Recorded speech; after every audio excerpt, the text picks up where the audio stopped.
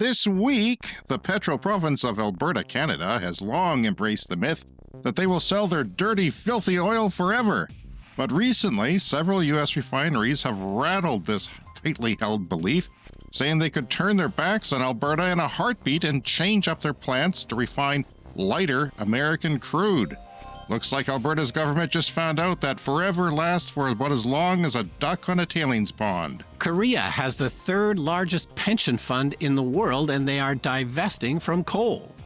In other Korea news, I will personally be divesting from Squid Game. I really didn't like the second season. It was tough. It really was tough. And it's only part one, and my daughter wants me to watch part two now, and it's like a commitment. I didn't realize I was signing up for 2 seasons when I watched the first. It's a long story. Yeah. An 8-year-old climate activist in India has pushed its highest court into action. However, the court was split on whether the kid could, stay up past 9 on weekends. Brazil is looking to counter deforestation with reforestation. They tore down paradise and put up a parking lot. Now they want to tear down the parking lot and put up a paradise. Can't we have both? I love adequate parking. All that and more on this edition of The Clean Energy Show. And hello, everyone from war-torn Canada, where we are in the midst of a horrible trade war. You can hear the bombs bursting in the background on our terrorist bombing. We'll probably have to move to the podcast bunker there where you are, Brian, because just for protection from tariffs. All right. I wanted to follow up on something we talked about on the podcast a very long time ago. Do you remember when we were talking about deep water cooling in Toronto? I do. I remember it well. I like to visit Toronto occasionally. You and I both lived there at one time. Anyway, there's sort of an update. It's not late breaking news or anything. It's just, I just found out about this now. So I thought it was a fun sort of update to what we talked about before. So in Toronto, there's a company called Enwave, and they use deep water cooling. So Toronto's right by Lake Ontario. And it turns out if you get deep enough into one of the Great Lakes, the water at the bottom is basically a constant temperature of about 4 degrees Celsius or just above freezing. And so they're sucking the water out of Lake Ontario, and they're cooling buildings in downtown Toronto with this water. Anyway, it turns out they've been, sort of upgrading and expanding and doing more things. I didn't realize this. They're now heating and cooling 100 buildings in Toronto. What was it before? I'm not sure. It was like a handful of towers, I think. That's when we a first lot. 100 buildings, unless, and especially how difficult it would be to run the plumbing everywhere, I assume. Yeah, there's a map on their website of where it's running to. So it seems a little bit different than other district heating systems like that we've talked about before in European countries. It'll tend to be like one neighborhood or one town or something like this. These pipes seem to go in kind of different places around Toronto. But anyway, the thing I just found out about is called The Well, and this is a big sort of shopping and office complex in Toronto that I had heard of. I've known about this. It's been open for a year or two, and there's, supposed to be nice shopping there, and there's office space, and there's residential. It's a pretty big complex of several buildings.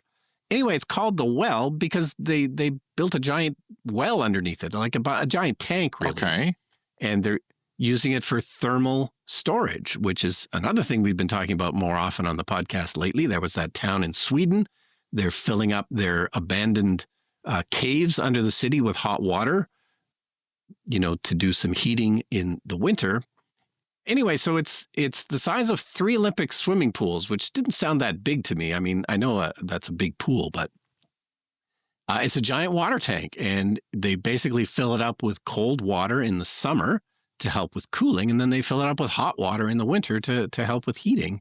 And the ability to use it as a battery, a thermal storage battery, they say really evens out the cost of this and makes the heating and cooling, makes the heating on par with natural gas in terms of the cost, because they can heat the water with electricity when the prices are low and then discharge it during peak times. And the same thing with cooling. And apparently they do sometimes run out of cold water from Lake Ontario in the system. So if they ever have to, they use electricity to cool the water. And again, they do that when the electricity is cheap. They fill up this big tank underneath the well. And it's quite an ingenious system they got going there. What also makes me think about is 4 degrees Celsius, you could pull geothermal from that. You like a ground source heat pump would pull from the ground, which is what is something like that, 4 degrees or something like that all the time? Yeah, Or, that sounds a bit that low. sounds I think low. it Yeah, might it be is low. generally But higher you than could, that. Yeah. it's warmer than the outdoor winter air. So you could, you know, pull easier to use a heat pump to transfer energy from 4-degree water than it would be from, say, -10 weather outside. So Yeah, yeah. that seems like there's an interesting prospect there. But yeah, and it's not just cooling, it's heating and cooling. And they're doing it all through this district system, which apparently has been Did you working look really that well. closely at the map of 100 buildings? Are they all large towers, or are there some small, older buildings in there? I'm wondering if it's just everything in an area or if they've selected certain buildings. Yeah, well, again, it's on their website, or this one is thewelltoronto.com, and it just sort of explains how this all works. But no, the buildings are not all together. Okay. They're kind of spread out, and it's a network of pipes that just goes to, I guess, whatever buildings they have contracts with to And actually they do must have had this. some government help from that as well. So my daughter calls me the other day in the middle of a school day, and then she says, I'm going to put my teacher on the line. So I'm thinking, okay. Flashbacks to James. I mean, you thought you were in trouble with the teacher. Well, she said this was the teacher who drives the Hyundai Ioniq 6. And I was behind him in a Tim Hortons drive-through line once, and I always drop my daughter off to school 3 days a week. So I see that car. I envy the car. It's not my ideal car, but it's better than what I have. So I envy it, and it's a nice new. A really nice electric car. And yeah, his broke down. So she phoned me as if I had the answers. The host of the Clean Energy Show, the non-electrical engineer, non-automotive engineer, the regular guy that I am. But she was impressed with what I spat out. I did some quick research, and he was aware that there was some recalls. I think what had happened is that the cooling fluid, there's a cooling fluid loop to the motor, and it broke and leaked on something, an ICCU unit and its fuse, which is what has been being recalled. And when that happens, the 12-volt battery goes down. Now, you might think the 12-volt battery is not important, but without that, your car would stop running if you think about it, if it just completely went dead. So that's a dangerous situation, which is why there's recall.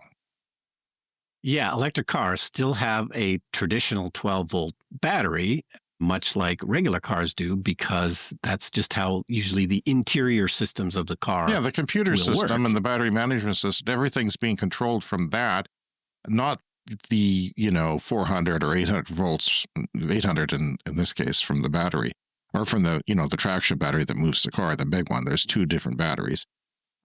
Yeah, so that I felt terrible for him. I feel like this is the guy that I criticized for not going to British Columbia last summer. He turned around in Moose Jaw an hour away and came back and got his combustion vehicle because he got nervous about chargers. Got worried. And I think, Hyundai's on the supercharger access now, right? So I've got my thing, and I'm starting to look at my trip to the West Coast this summer because my kid's out there. I've got a free lodging, so I figure I have to take advantage of free lodging and spend a couple $100 in electricity or something to get there. And the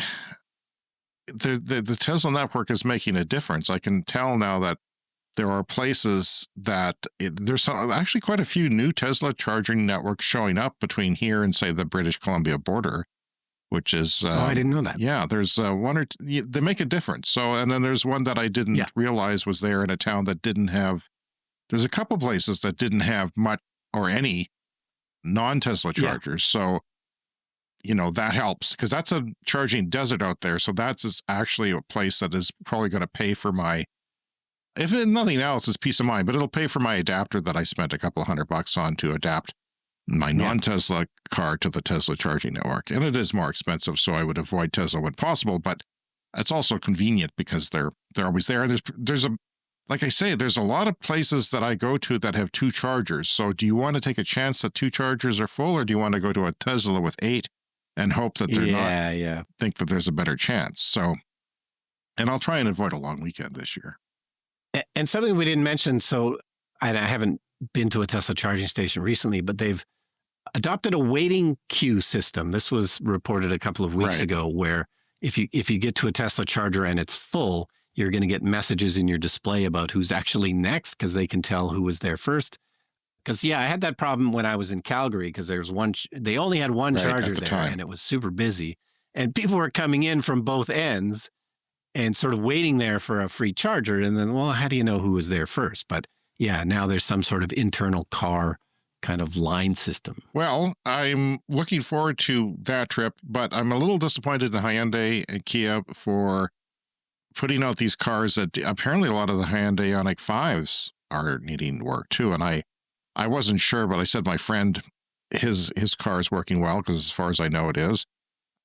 So that gave him some reassurance. And I said, first model year issues are going to be a thing. So he's kind of jumped on one of the earlier ones that came out, the Ioniq 6.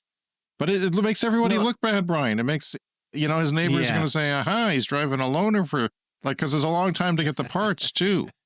And, then you lose confidence in your car and you wonder, well, is it going to break down if I take it on a trip? And I empathize with that. And it's not what we need. We need to get these cars right before, even if they are first year, get them right. And of course, we've reported on other problems before, like the Chevy Bolts, like they had to have their batteries recalled. That was a huge deal. But overall, given, the massive switch in technology from gas to electric, the number of problems, it hasn't been too bad, I think, overall. But, when you get stuck with a problem like that, it certainly doesn't feel like that. So a lot of these Kia and Hyundai cars, the dealers will inspect and replace the ICCU and its fuse as necessary. In addition, dealers will update the software for it, and all repairs are performed free of charge. But, it's just sad, and I wish it doesn't happen. And I feel, I was put on the, me, the advocate of EVs, was put on the spot.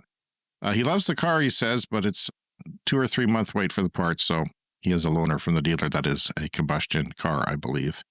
Hey, Saul Griffith, I like him. He's an advocate for clean energy. He's also an engineer and a startup guy. He's started up many different things, including founding Rewiring America and Rewiring Australia, where he's back now in Australia after, I think, about 20 years in Silicon Valley, where he started up all kinds of companies. These are nonpartisan organizations dedicated to electrification and decarbonization. That's important to note that they are nonpartisan because they try to make everybody happy on all sides of the spectrum when it comes to government policy and the associated policy and regulatory implications of meeting our climate goals. He was on the Fully Charged podcast, and I enjoyed hearing him talk. I always enjoy hearing him talk, so here's a clip. I don't really believe the American stories of the enormous subsidies of the Chinese government. I think the Chinese government is not subsidizing those industries to any greater degree than the American government is subsidizing the oil and gas industry. So let's just call that a square. China does not have enough domestic oil or gas to run its economy. It doesn't really want to buy it from Russia or Saudi Arabia or America. They're all bad options if you're China. Yeah. So it said, we'll go all electric. Yeah, that is something I thought about before. It's sometimes hard to quantify the actual subsidies we put in, but we also subsidize the auto industry here in some respects. Yeah, so many things are subsidized. But certainly oil and gas is subsidized in, I think trillions of dollars worldwide every year, or 1 trillion anyway. He also went on to mention combines, which is something I've brought up on the show when we're trying to think about what is not going to be able to be electrified. Well, we think of long-haul jet flights, and we think of combines is something that I thought, because we live in, wheat country here in Canada on the prairies, and we see combines working 24 hours a day. They'll go strong because when the time is right, then you have to worry about frost, you have to worry about rain. So when the time is right, you go around the clock. But he said... Yeah, it's a weird case where they do have to run like crazy to get the crop off. So you can't, stop and charge it for 5 hours. A big combine would have to run for a long time. He says that you could probably get a bunch of littler combines, like a bunch of smaller combines like drones. And, in the future, it's going to be probably a completely automated operation. I don't think that's far-fetched at all. No, and we know already that there is some farm machinery that runs by GPS, right? That is already kind of semi-automated. So actually, the solar storm was actually affecting those systems last spring in May when we were my daughter and I were taking pictures of the Borealis. So yeah, that precise GPS stuff was not working well, and then you couldn't do your crops very well. And okay, so Rob Ford, that's the premier of Canada's Ontario province, where all the auto manufacturing is. He's, Canada's facing an existential crisis with this tariff war, but Ontario is particularly vulnerable because there's a lot of jobs in and around automotive, and they're all good jobs. It's the oil industry in Ontario, essentially. We worry about, well, our governments worry about oil jobs here in Saskatchewan and Alberta, where all the oil is. But it's kind of the same thing. Not as much money goes to automotive workers, but it's a good income. They have retirement plans, and it means a lot to the economy. And Trump is trying to shut that down. So Rob Ford, as we mentioned last week, the premier of that province, has said that he was going to put tariffs on the electricity that he sends to, I think, 1.5 million people in 3 states like Michigan and around there. And he actually did it. He went ahead and did the 25%. Of course, that pissed off their orange president, and he's freaking out this morning, saying that they're going to double the aluminum's tariffs, and they get most of their aluminum from Canada. So good luck buying anything that has metal in it without paying a lot of money. And it's getting ugly. I mean, some people argue Trump is not going to lose. He's going to just he'll invade us before he loses a tariff war. Like he's just doesn't want to lose, obviously, unless we drag this out until he's replaced. But yeah, Rob Ford has threatened cutting off electricity. And Brian, I think he might do it. I don't think this is necessarily a good cop, bad cop, where the prime minister, we have a new prime minister, by the way, is, he's just there to be the bad person. I think he seems to be doing things that he's pissed off. Yeah. And I think he could cut off the electricity. It was joked around here that he could cut it off during the Super Bowl, and that would really have an impact last year. But I think there are huge implications to just cutting off and disconnecting a grid, like the timing, the alternating current that gets synchronized with Canada and everything. That would cause a lot of damage, and we would be sued for a lot of money. So he would have to give notice. Well, yeah, I mean, there could be loss of life even if it was done, too abruptly. And yeah, what was that series I was watching that wasn't very good that had Robert De Niro in it on Netflix? I watched the whole thing. It was it had like 53%. It was terrorists had turned off the electricity for, was it a minute or an hour? It wasn't very long, but they completely shut everything down, and people were crashing on trains and things. And I think 35 or 6,500 people died in America. And then, there was political instability, and that was kind of the point, not to spoil it. But yeah, the terrorists were trying to reset America. They were homegrown. There, I spoiled it for you, but it's not a very good series. So, but I stuck with it. I stuck with it. Well, I don't usually stick with things, but yeah, I stuck with it. And the only spoiler for Squid Game season 2 is that there's a season 3, and I didn't know that. I would have liked to have had that information going in. Thank you very much, and I did not. No, a lot of people were annoyed with Wicked for the same reason. They didn't know that. They weren't labeling it. They weren't labeling it as Wicked Part 1. So you get to the end, it's like, oh, we got to watch a whole other damn movie. All right. Okay, so the Korea Pension Fund. This is the 3rd largest pension fund in the world. It's worth about $800 billion US, and it's a good news, bad news story. The good news is that they are divesting from coal. The bad news is they're probably doing it slower than they should, and they've been kind of, dithering about this for years. And we've had similar announcements. It sounds like everybody's moving a little too slowly on this. Norway has a giant pension fund, and they're starting to divest, and Japan as well. But it says overall 5% of this fund is in energy. And I don't know, it just strikes me that there's got to be other things to invest in. Like it's they're hanging on to coal like it's somehow the only thing you can invest in. Like, just get out of it now. Why would anyone invest in coal? It would be like investing in Tesla. I'm just making a joke because it's been a tough week. But Yeah, I don't know why. It seems like that if they get 50% of their 3-year average revenue from coal power plant or production, that the ministry said they would divest from it. Is that right? Yeah. So they're just sort of analyzing each company. And if it gets more than 50% of its revenue, they're out. Korea does have a plan to decarbonize by around 2050. So again, it's I think like a lot of things we cover on the show, it's all moving in the right direction. But people have to step up and just move Well, it this faster. is one of those things. These pension funds and investor sort of activism does make a difference, but this has sort of been rolling back since the U.S. election. Banks are now saying we're not going to worry so much about, climate stuff anymore. They've all come together and said, because they're such heroes, those banks. They're such brave, bold heroes for saving the world. And, well, screw them. I wish. But again, and it's not like it's a good investment anyway. I mean, why would you invest in something that it's on its last legs? So, whatever changes politically, it's still a bad investment. So this story that I have now is a bit under the radar and a bit unusual for us, but I want to talk about it because I thought it was very significant. Being that we live here and we listen to the politics all the time drives us crazy. The whole idea of, Alberta, the oil capital of Canada, saying that, India will never drive electric vehicles. They're not going to drive Teslas. Well, they will drive Chinese vehicles that start at $10,000 or even less, or their own homegrown vehicles from Tata Motors that are starting for less. They're 2- and 3-wheel transportation. Electrifying is easy. There's all kinds of things that they think that the oil is going to last forever. We know, people, listeners know.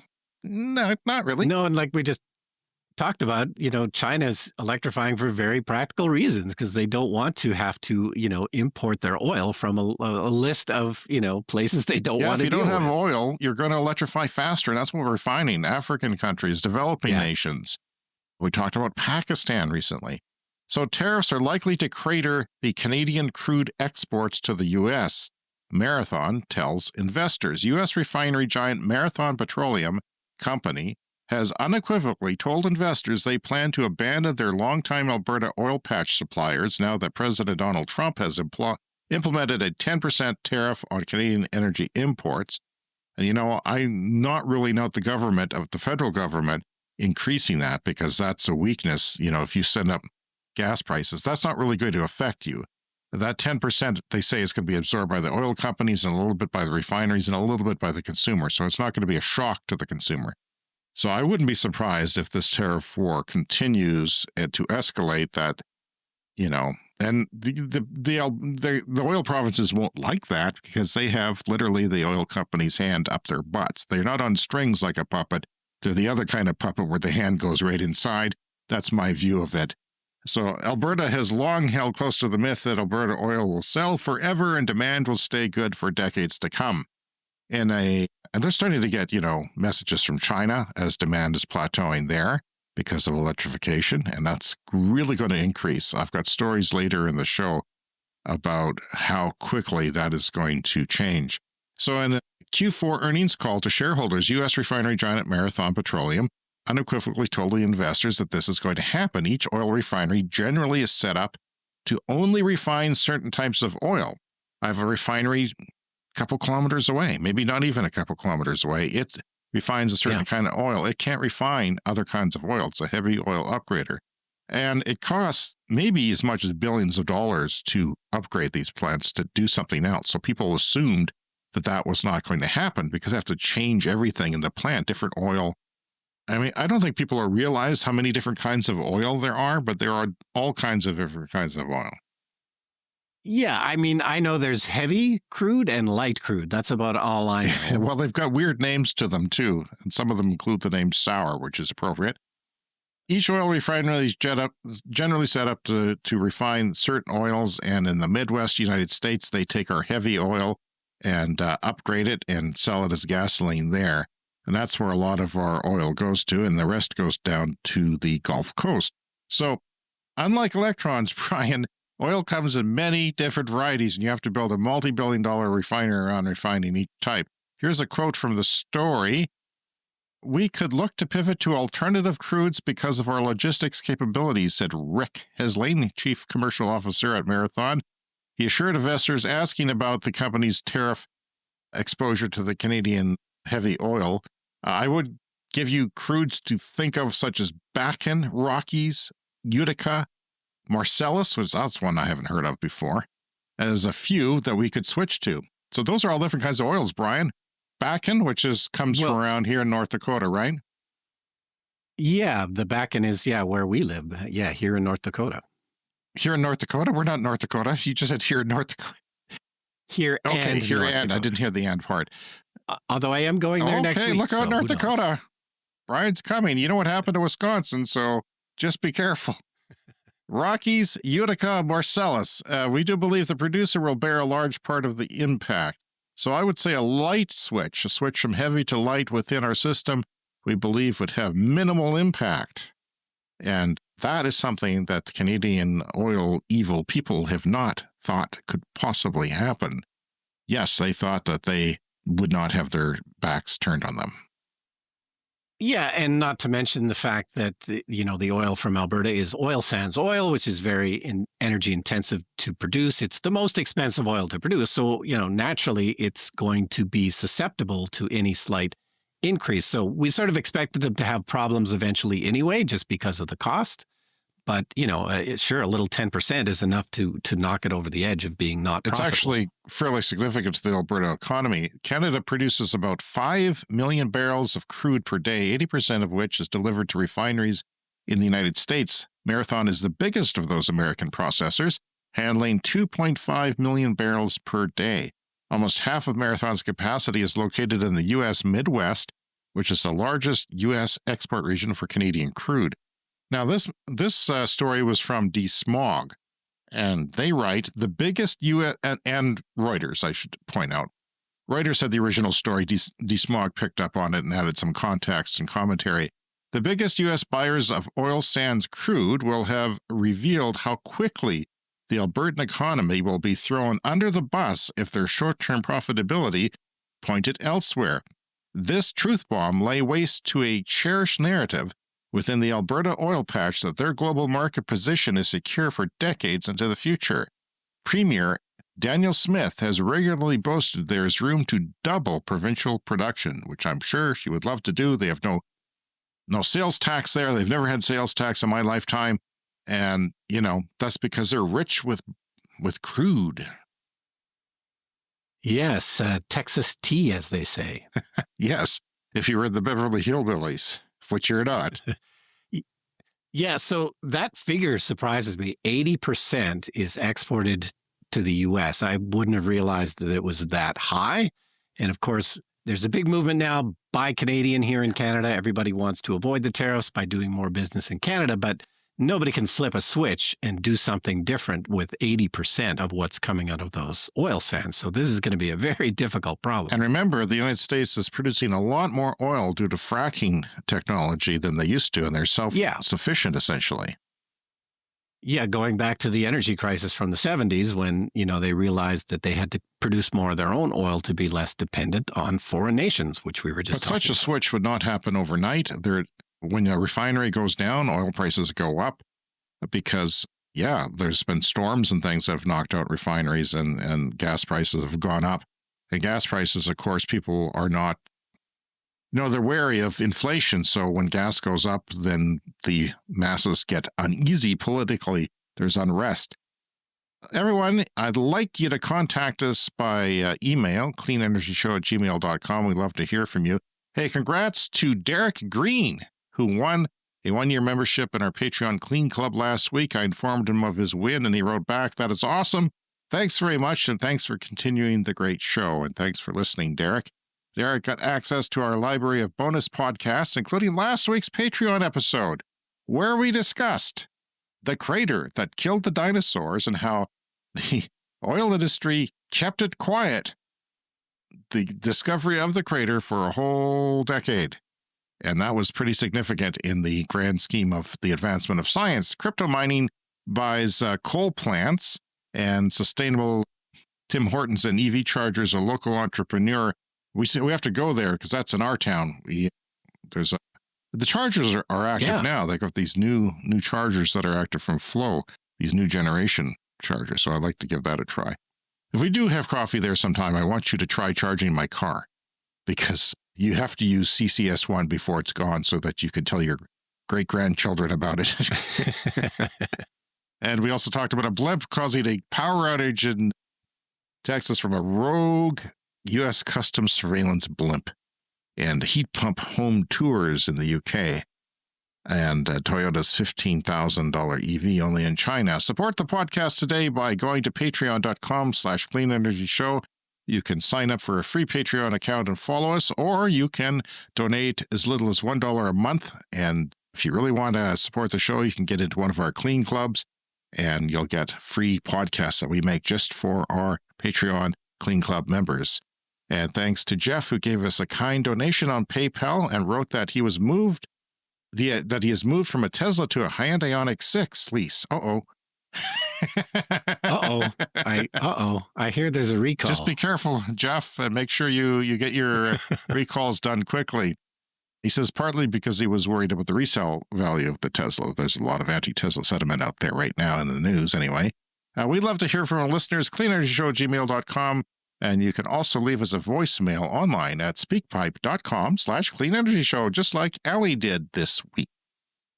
Hi, my name is Ali. I've been a long-time listener, and I started a YouTube channel called Clean Titans, talking to visionaries and innovators who are helping to clean up our future. I would love to get your feedback and suggestions on people I should interview. Thanks. Again, the channel is Clean Titans. Thank you, Ellie, for leaving us a voicemail, and thank you for jumping on the clean energy bandwagon and making content. But I'd have to say you're barking up the wrong tree, because Brian and I are not prolific YouTubers. We have a small presence on YouTube, I would say. Yeah. I have a bigger presence with my Star Trek bloopers that I just posted on my YouTube channel. So it's a long story, but now it's going to go even higher, because, Clean Energy Show listeners will go look for that. But yeah, my brother had a Super 8 reel of Star Trek bloopers that he bought back in the 80s, and I digitized it and put it on my YouTube channel. 3,300 views so far, and it's climbing every day. People love theirs. When your brother, it was Super 8, right? So you had, yeah. How did you scan it? With sound. I had a Super 8 sound projector at the time, and you could watch this thing. So yeah, it's climbing every day. It's sort of, I did a 4K scan of it. That's hilarious. So it doesn't look that great, because it would have been originally 35 millimeter, reduced to either maybe 16, and then reduced to Super 8, and it's got scratches in it and everything, but it's the best quality of these old Star Trek bloopers that you can find on YouTube. But yeah, I think most people listen to us on, Spotify, on podcasts. The YouTube videos don't get that many views, but we do it anyway because it brings in people. I guess it's the idea that we do it is to bring in people to the audio podcast. That's why a lot of people do it. We like concentrating on the audio podcast because videos are a lot of work. A lot of work. Yeah. And the audio podcast fills up a great deal of my time. I looked at your thumbnails. They look okay. I'm not a thumbnail expert. If I was, I wouldn't have the low number of views I have on YouTube. But I would say just, if you're passionate about it, keep doing it. And as long as you're happy and you post on a regular basis, I think that's really all you need to do. Yeah, I think you just have to enjoy doing it, because the chances are you're not going to really get much traction for at least a couple of years. There's a lot of these kind of jobs now where if you just stick at it and you're able to do it for free for a couple of years and you do a decent job of it, eventually it catches on and people listen. But, it's also really hard work. So you really have to keep probably reevaluating it as well. Is this worth my time? Do I want to do another year or two without huge views or whatever? But then, other people know how to do it better than us, and, they get millions of views right away. So and you can watch YouTube videos, and there's a lot of places where you can go to get tips, and I've done that, but honestly, I just don't have the passion to do it. We do put our video podcast on other platforms, and it's basically just, because that's a thing now. I guess people like watching it. more people are watching YouTube on their televisions, their smart TVs now than are on laptops and phones now. I was listening to the Lipson podcast a little bit before the show, and yeah, there's some changes going on there with their stats. So yeah, but you could also listen to our podcast on YouTube, and somebody is right now. There are, I don't know, maybe 100 people on a couple different channels listening to just the audio of us on YouTube. And hello to you guys. I don't know who you are, but thanks for listening. Okay, so moving on to news about COP30. This is the International Climate Summit that we talk about every year. So the next one is going to be in Brazil. It's going to happen at the end of this year around November. And the chairman from Brazil is advocating for more global support and investment for reforestation. And this is just something we haven't talked about in a long time. I mean, the first problem is deforestation. And we know that the Amazon rainforest is still shrinking every year. Brazil has made some strides to cut that down, but we need to stop the deforestation and then reforestation. And they're just the chairman is advocating for funding for this, because this is often for countries that can't necessarily afford to do this kind of thing. But it's, it won't solve climate change by itself, but, planting trees, as simple as that sounds, does make a difference, especially in places like the rainforest.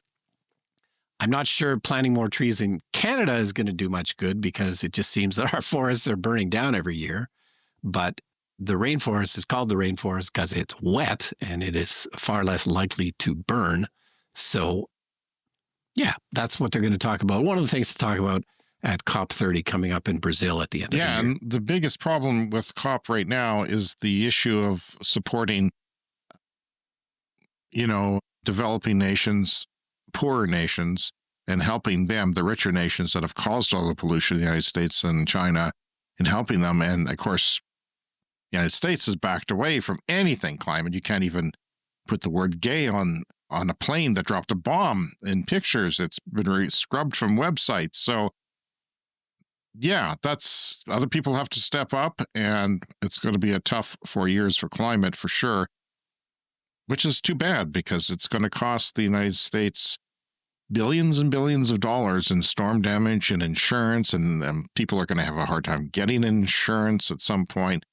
It seems stupid. And of course, there's been a lot of progress in Brazil with slowing down deforestation, and with the change of government there and change of policy, because they will burn to make palm oil. That's an important thing. And we also talked about fake palm oil coming online in a factory, industrial way now. That's good. What I am disappointed about is things like Beyond Meat and Impossible Meat's not doing very well right now. I think they got killed by inflation for a while. It's still $1.50 or $1.75 more to buy an Impossible Whopper than a regular Whopper, which is too bad, because I used to see some price parity from time to time. But yeah, it just happens that way. They need to improve their aftertaste and things like that. That I think I could get, if they were at price parity, I could probably get used to them in a short amount of time. Depends on how much I ate out and how many burgers I ate. But I'll say this again, the best burger I may have ever had, my wife made during the pandemic, when she bought a fresh Impossible Meats. It was or Beyond Meat. It was fresh. It wasn't frozen. Yeah. She brought it home. She cooked it. It was delicious. Had a fresh bun and everything, and it was really good. And I would prefer that to actual meat, because I would so quickly leave the meat bandwagon if I could easily do it.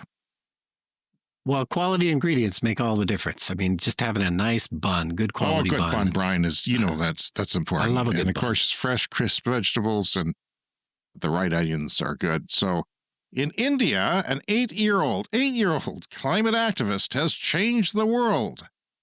I don't know how this happens. What were you doing when you were 8 years old? I don't even want to say. Only hiding in a corner of somewhere, protecting myself. Now we're diving into a remarkable legal move in India, Brian, because this 8-year-old activist, this climate activist. How do you become a climate activist at 8? I don't know.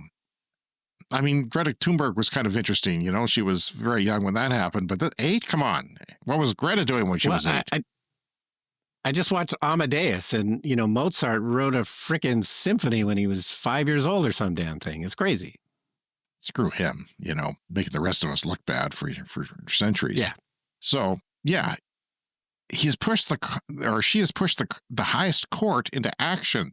So Ridmiha Pandey, a young climate activist, filed a petition raising concerns over carbon emissions and their devastating environmental impact. And in response, the Supreme Court has issued notices to 8 central ministries, including renewable energy, power, urban development, and transport, demanding a unified approach to tackle climate change. They weren't working together, in other words, and now they will pool the resources, their planning, and everything else to make it happen. The court criticized these ministries for working in silos, quote unquote, despite climate change affecting multiple sectors. 2 justices called climate change one of the most existential global predicaments, highlighting its effects on public health, agriculture, and economic stability. Rising temperatures, extreme weather events, and increasing energy demands make immediate action essential. The Supreme Court also called for a reassessment of India's environmental laws, including the Environmental Protection Act and the 1981 Air Pollution Control Law. You know, I'm just amazed by this. Like, what happens if a 10-year-old did it too? Like, if an 8-year-old can do it, if the 10-year-olds all got together, Yeah. Is it just that the 8-year-olds care more? What's going on? I don't know. But getting to the Supreme Court, like that's, I mean, I'm assuming the 8-year-old. Well, they had some help with that. getting a lawyer to make the petition, but it was done on that person's behalf. So in a separate case, another bench has ordered all states and union territories to form expert committees to review land classifications after concerns that a 2023 amendment excluded vast areas of forest land from protection. And we're all hoping, Brian, that rules like this will drive more real change in the world. There was kids in Montana, teens and preteens, who, you know, won a court case in the Supreme Court there, and they won the review when it was reviewed and appealed. They won that appeal at the Supreme Court level. So it's, they said it was in the Constitution, and they've won. So now that's over, and good to see. Time for the lightning round. The lightning round is a fast-paced look at the latest headlines in climate, clean energy, and transportation. Activist Erin Brockovich. You remember her, Brian, from the movie Erin Yes. Brockovich, played by, Yeah. do you remember? Julie Yes. Roberts, She was a big, directed by Steven Soderbergh. is now publicly fighting. She was an activist then against bad things. Now she's publicly fighting for regulatory oversight of the battery storage industry after the Moss Landing fire in California. That's when an energy storage plant with all these sort of containers, these rectangular containers, went up in flames. Like a couple of them overheated and maybe set off the other ones. Now, I would be concerned if I was downwind from that. I don't know what fumes go. And I think that's her concern, is that they aren't talking about it. Her concern is there's too much silence and people need to be forthright. So she's drawing attention to this because, there will be a lot of batteries around. And when there are fires with the current technology, there's more likely fires than future technology we see in the pipeline. Well, that we want to know what's going on. We want to know if we're breathing bad air.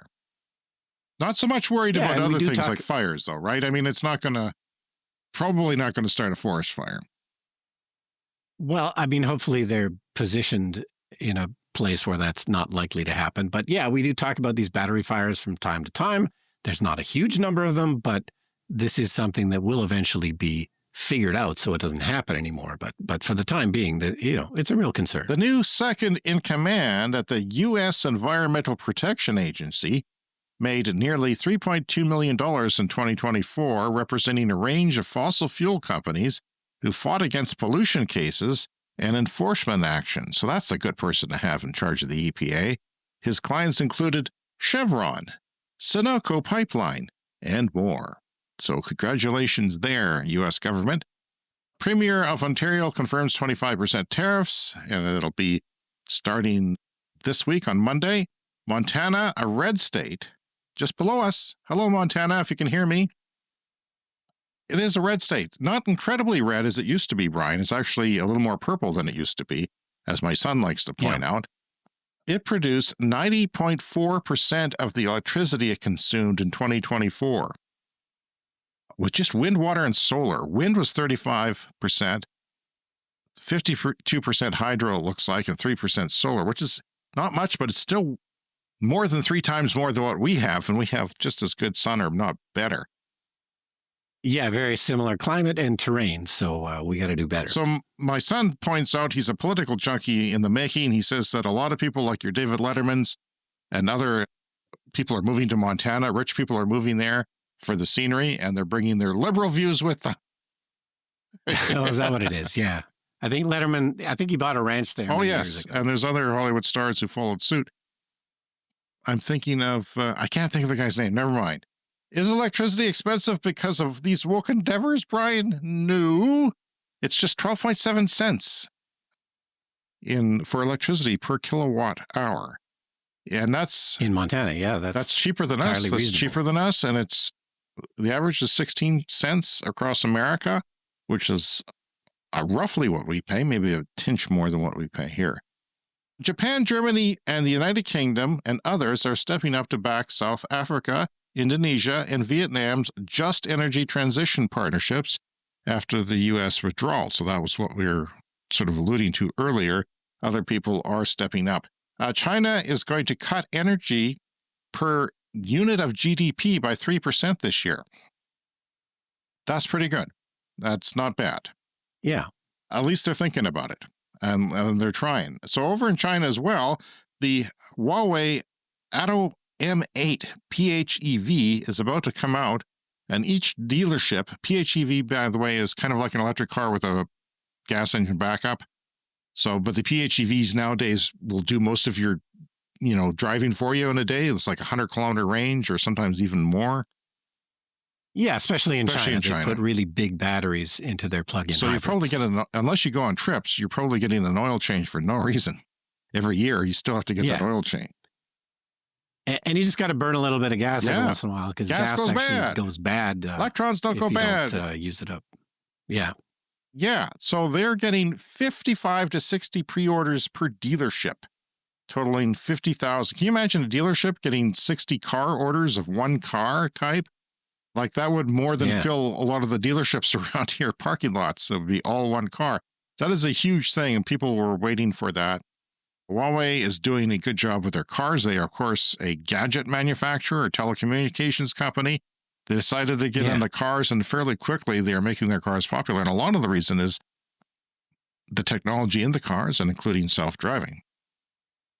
Yeah, because software is one of the things that the legacy automakers have really struggled with. But if you're a sort of a software gadget company to begin with, then I guess the software is easier. So in a filed patent, Stellantis, that is the automotive manufacturer, outlines an EV transmission that would employ magnetic viscous fluid,